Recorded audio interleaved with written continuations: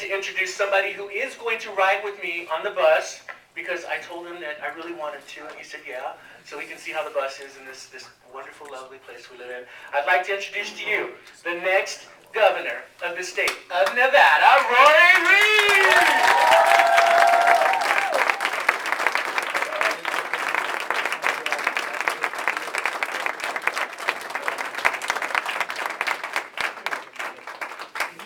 Without the microphone? Oh, yeah. All right, let's do that. I first want to say thank you for the invitation. I know most of you, it feels like. Great to be with people that I know. And I hope to get to know those of you that I don't know. One person that I didn't know until very recently, and I want to introduce you to, is Tyler. Tyler is a tracker for the Republican Governors Association.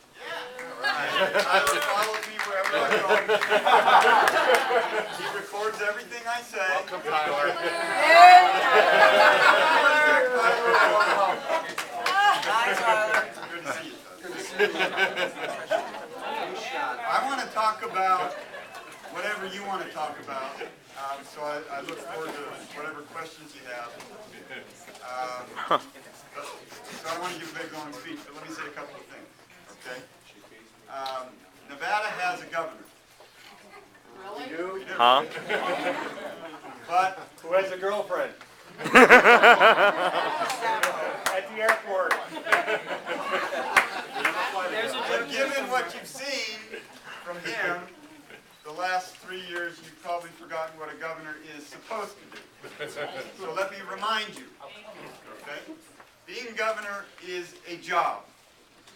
And the governor's job is to provide opportunity for Nevadans, to ensure that we have a good education system, and the governor's job is to accurately describe where we are as a state and to lead us from where we are to where we could be. That is a governor's job, and my friends, the governor has not been doing his job for 3 long, painful, tedious, torturous years. It's been years. And he hasn't, I think the biggest indictment of the governor is that he has not led us from where we are to where we could be. He hasn't even described to us his plan to do anything.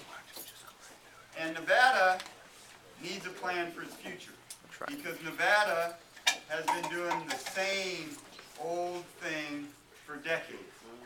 Don't take my word for it. 1955, Collier's magazine did a story about Nevada. It was on the cover. And the story described a state that had a booming tourism industry with some agriculture and some mining thrown in. A state with an education system that nobody was proud of. A boom and bust revenue cycle. And a social safety net with gaping holes in it. Does that sound familiar to you? Mm-hmm. That was 55 years ago. And I'm running for governor because I think we need to change the end of that story. Do you agree with me? Yeah.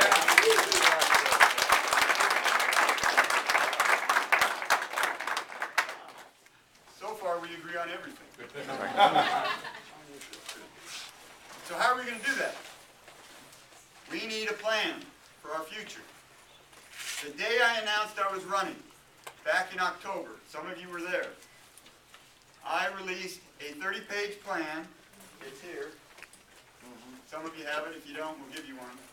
That talks about what we can do today to create jobs in Nevada today. Because if you don't have a job, it's hard to have a good quality of life, and there are way too many Nevadans that do not have a job. Our unemployment rate is unacceptable. And my plan talks about what we can do today about that. My plan also describes what we can do to diversify our economy to change that Collier story. every economy has an export base, and Nevada doesn't sell enough stuff. That is our fundamental problem. And my plan talks about how we can change that. And if we do that, we'll be able to improve our education system and do everything else we need to do. The day I release that plan, I challenge anyone else that wants this job to either tell me what was wrong with my plan, put out their own, or that I would assume that they agree with me. And so far, everyone agrees with me because they haven't said a thing.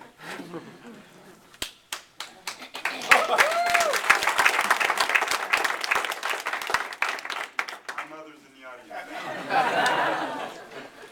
And I'm going to continue to be the man with a plan. Read my bumper sticker. That's what it says. That's what this campaign is going to be about. I believe that this is a job interview. I want to be your governor. And you have a right to know what the heck I would do if you give me that job. So I'm going to tell you. I released that plan the day I announced I was running. 2 weeks after that, I released a plan on what we need to do to change the process in Nevada so that it's more transparent, so that you can have more faith in the decisions that people like me make.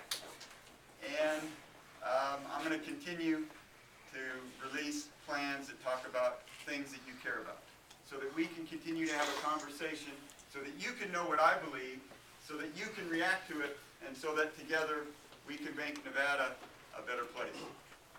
And that's the speech. There you go. Let's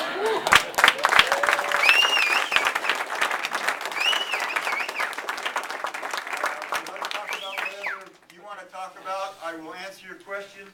If I don't know the answer, I'll make something up. Laura, Martin, would you please join me? Laura, if you would. Ask your question. Mine is just ready to ride the bus. I mean, that's my one issue. Okay. Laura will take care of that. Where do you need to go? Question number 1. Ready. Tyler, you ready? Tyler, do we need to do a sound check?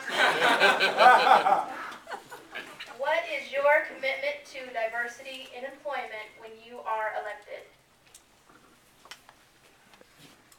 My commitment to diversity is what it should be. And I think that Nevada has been. will be a great place to the extent we can bring everybody in and make them productive citizens. It'll benefit all of us. I think that the best way to determine exactly what those policies should be is to do what I'm doing. I saw Yvette here, Williams. She's the chair of the... Yvette, you should never get a bigger round of applause than the candidate. We've been having an ongoing conversation about diversity, and we did what you should do. I gave Yvette recently a proposal that she is looking at and responding to, and we're going to keep going until we get it right. And I want to do that with members of every community in the West. What is being done at the county level to establish domestic partnership benefits? First of all, let me say that I am a strong supporter of SB 283. That was a great day for our state.